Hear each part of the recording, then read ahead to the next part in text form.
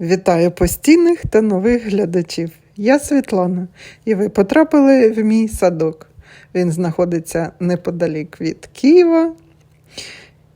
Я запрошую вас до себе в гості.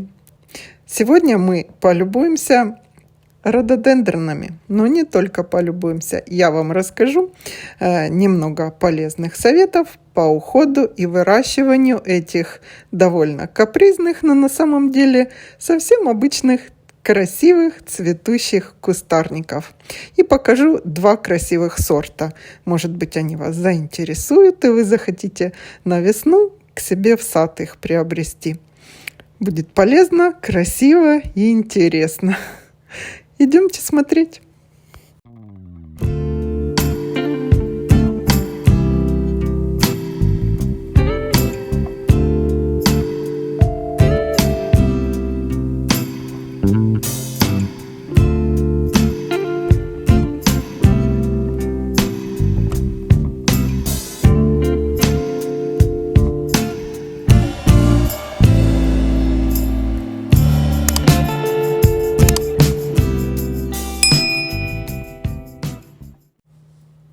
Если вы давно уже в моем саду гуляете и любуетесь растениями, то вы, наверное, знаете, что рододендроны – это мои любимые цветущие кустарники. Потому что, мне кажется, более красивых, самых ранних весенних цветов просто не существует. Рододендрон, вот этот первый свой Германия, я посадила в первый год, когда мы заселились в нашу коробку недостроенного дома. Осенью мы заселились, летом заехали, а осенью я уже за все деньги мира купила этот очень красивый сорт. Посадила и стала учиться их выращивать. Так вот, один из первых вопросов, который возникает у начинающих садоводов, где лучше посадить рододендрон. Надо учитывать, это уже исходя из своего опыта, я хочу вам сказать, что у рододендрона очень такая мочковатая, очень сбитая и в то же время очень ранимая корневая система, поверхностная. И она плохо реагирует и на избыток влажности, и на пересыхание почвы. Поэтому, когда вы будете выбирать место для посадки, учитывайте, что если у вас участок под уклоном, то в самом нижнем месте сажать точно нельзя, даже там, если тень. Будет застаиваться влага, и корневая система подгнивать может или болеть начнет даже рододендрон. Где грунтовые воды близко к поверхности, там сажать нельзя. И кардинально противоположное, если где-то на пригорочке на солнечном, где даже иногда бывает тень, лучше сажать не надо. Там продуваются пригорки в основном ветрами. Ну и солнце надо учитывать, чтобы правильно ходило. Как это правильно? Мои рододендроны посажены вдоль дома с правой стороны. Почему? Потому что забор притеняет. Если бы забора не было, вот этот рододендрон Германия, он посажен был, когда еще забора не было, но его прикрывали туи. Тенек тут появляется только после 12 часов дня летом. До этого времени он полностью находится на солнце. Для рододендрона очень важно, чтобы солнце на них попадало. Почему? Потому что полная тень не позволит вашему рододендрону красиво и обильно цвести. Расти он, может быть, будет хорошо, шикарно, темно-зеленая листва пышная, объем набирать, а цветочных почек не будет закладывать. Я, кстати, на этот вопрос дальше отвечу, почему не цветет рододендрон. Ну, а следующий вопрос такой часто возникает. Надо ли подкислять почву рододендронов? Скажу вам, что на моем участке земля суглинок, слабокислая реакция, то есть идеальная для гортензий, крупнолистных гортензий, если немножко хвойным опадом яму замульчировать, для всех хвойных и для рододендронов. Поэтому я особо никаких специальных подкислений не делаю. Но почитала, посмотрела, в питомнике с агрономом посоветовалась, и он сказал, что если немного коллоидной серы в приствольный круг замульчировать, хуже не будет. Поэтому я в этом году, это, кстати, первый раз было, купила коллоидную серу. Это такой темного, такого горчичного цвета порошочек. И по инструкции строго, там в зависимости от размеров куста, от его объемов, от возраста, доза. Ну, лучше меньше, да лучше, как вы знаете, не переборщить. Я где-то половинку чайной ложки брала. Ну, у меня кусты прямо сильно больших, таких нету. Рассыпаешь в приствольный круг, и она работает, коллоидная сера, и как подкислитель, и как фунгицид. Еще как вариант, эту коллоидную серу, я читала, можно прямо растворять, немножко дать настояться раствору и поливать. Но имейте в виду, что это делается только один раз в год.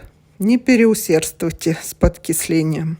Читала, что можно лимонной кислотой, можно еще там чем-то подкислять. Я это не делаю. У меня сильно замульчированы все мои рододендроны, их достаточно много, уже 18 сортов. Мульчирую хвойным опадом и в посадочную яму тоже насыпаю хвойного опада.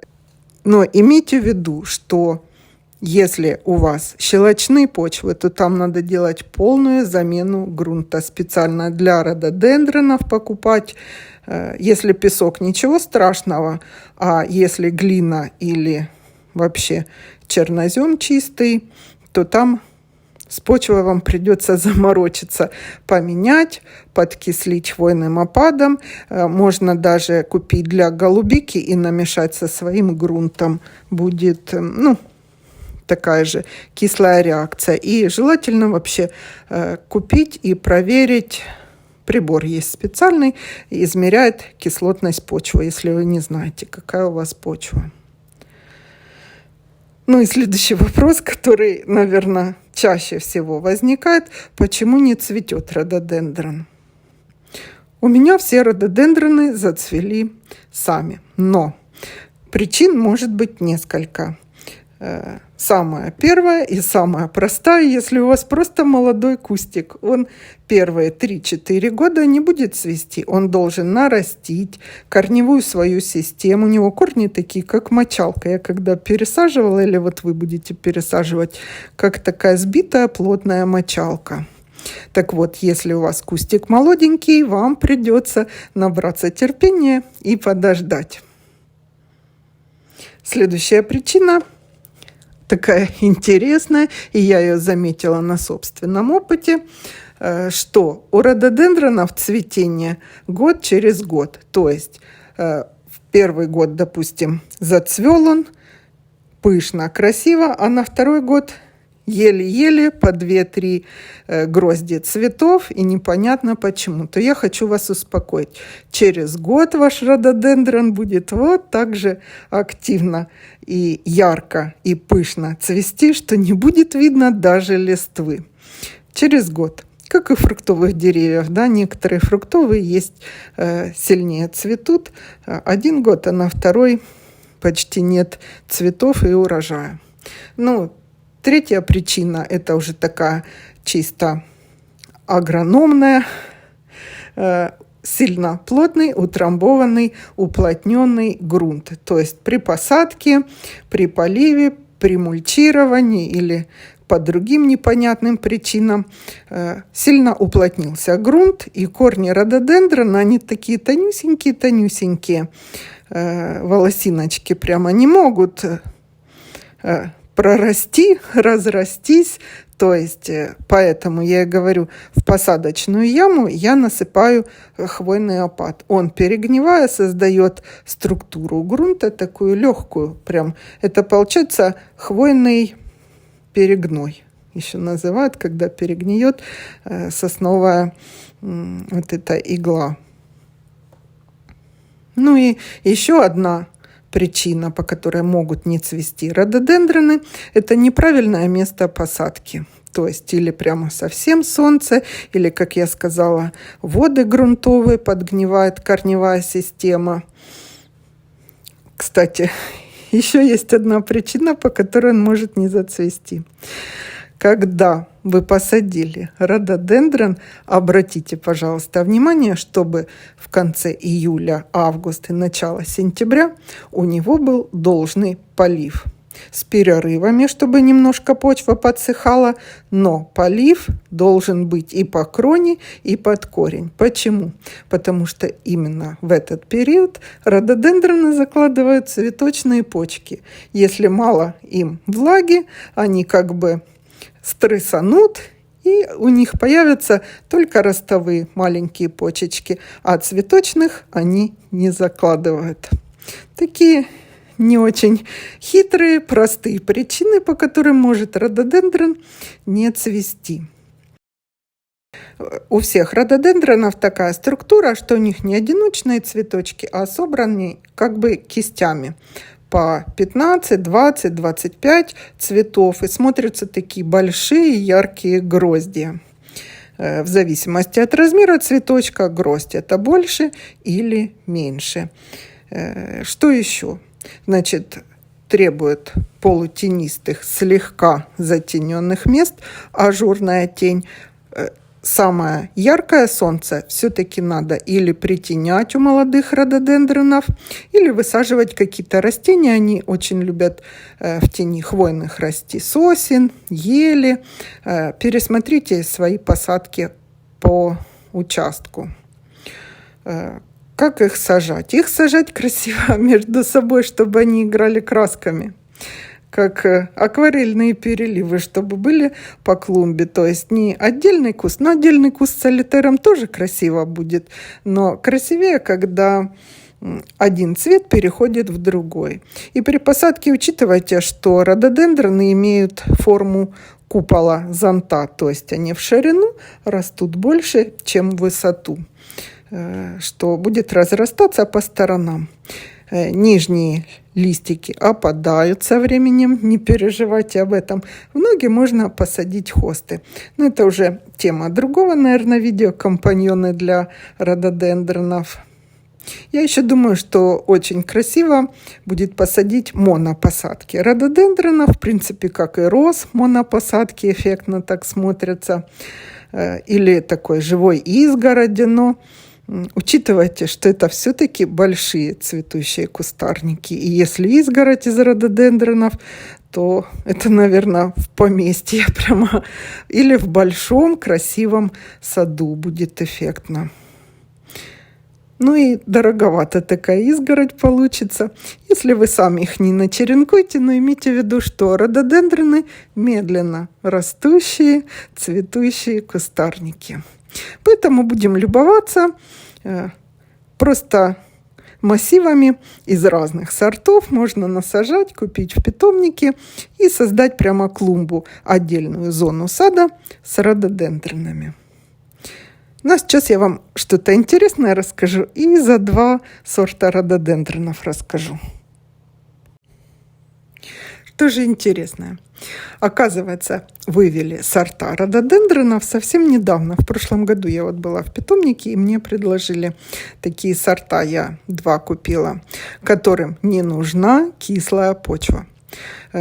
Селекционерами из немецкого питомника Инкарна случайно был получен саженец, который насеялся, видимо, ветром семена там, или как это получилось, и прижился просто в щелочной почве среди, там, не знаю, роз или каких-то других растений.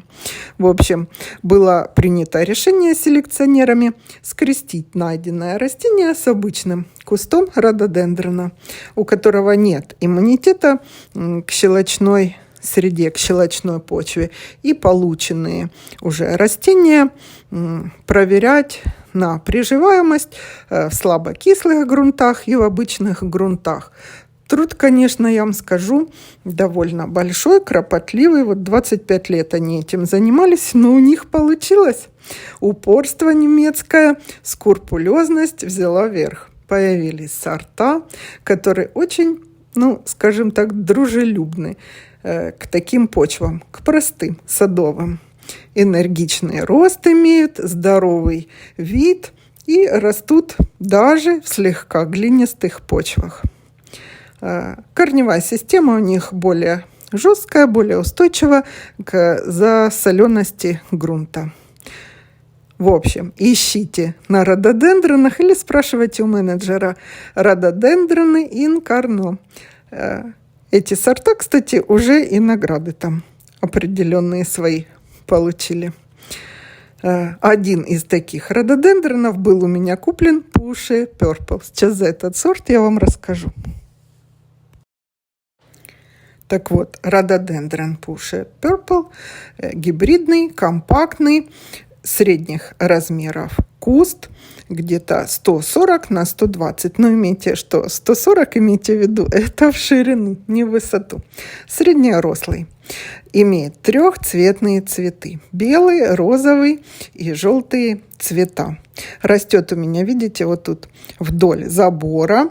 Первые полдня до часу, где-то до полпервого тут солнышко, а после обеда полная тень. В первый год посадки, если вы в прошлом году со мной гуляли по саду, я их притеняла, потому что высадила летом. И они у меня так плоховатенько набирали объем, массу. Вот такой он трехцветный, видите, такая темно-розовая, пурпурная, такая кайма, темно-бордовая, я бы сказала. Сам цветок, когда еще закрытый, он темно-бордовый с чернотой.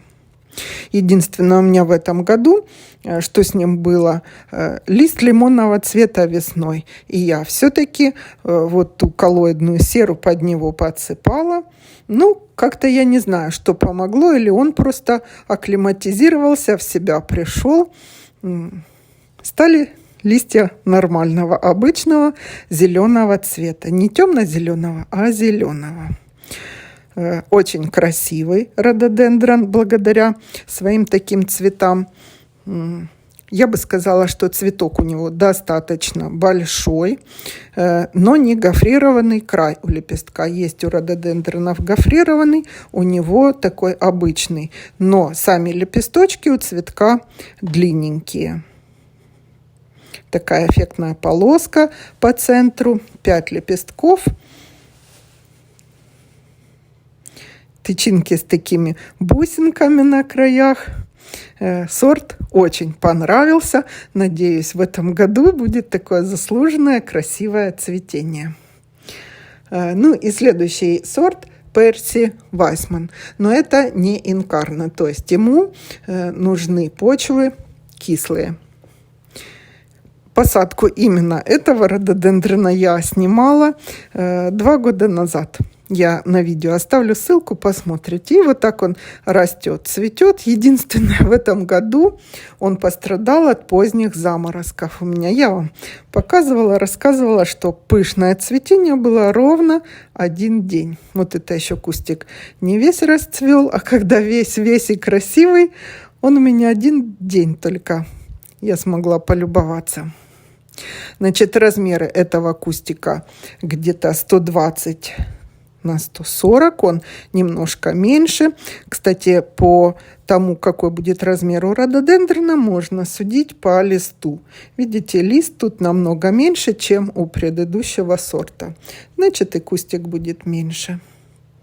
Сорт достаточно морозостойкий, как и Pushy Purple, до минус 22-24 градусов.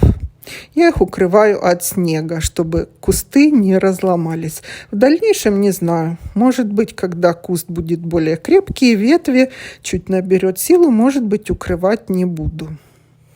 У него, этого сорта, очень красивые такие цветы. как переливаются от розовых к кремовым, к белым. И розовый такой снежным лососевым отливом. Ну, форму поддерживать у рододендронов, как и вообще у любых кустов, можно стрижкой. Хотя нам кажется жалко каждую веточку прямо бережешь с этими цветочными почками и обрезать. Ну, они, в принципе, округлые кустики такие, аккуратненькие. Я еще ни один свой рододендрон не формировала. Вот это рядом Silver Lady рододендрон. Есть у меня обзор сорта. А на дальнем плане Перси Вайсман. Цветок у Перси Вайсмана не гофрированный. Такой простой, не очень большой. Но он выигрывает цветом своим. Ну, что я вам хотела сказать? Хотела сказать, что рододендроны – это особая любовь, которая ни с чем не сравнима. Такие первые цветы, они очень радуют. Любуешься красками в преддверии, в предвкушении цветения роз. Они зацветают где-то в середине мая, в конце апреля, может быть, в зависимости от климата. Буду еще показывать вам сорта, которые я купила. Я там еще не высадила, у меня зимуют 5 сортов в тамбуре в неотапливаемом. Высажу в конце февраля или в начале марта, посмотрю по погоде, как получится. Ну, вот, в принципе, на сегодня у меня все, что я вам хотела сказать про свои рододендроны. Сажайте, не бойтесь. Эти кустарники не более прихотливые, чем гортензии. Я бы даже сказала так. Крупнолистные гортензии намного сложнее в уходе, чем рододендроны. Всего хорошего.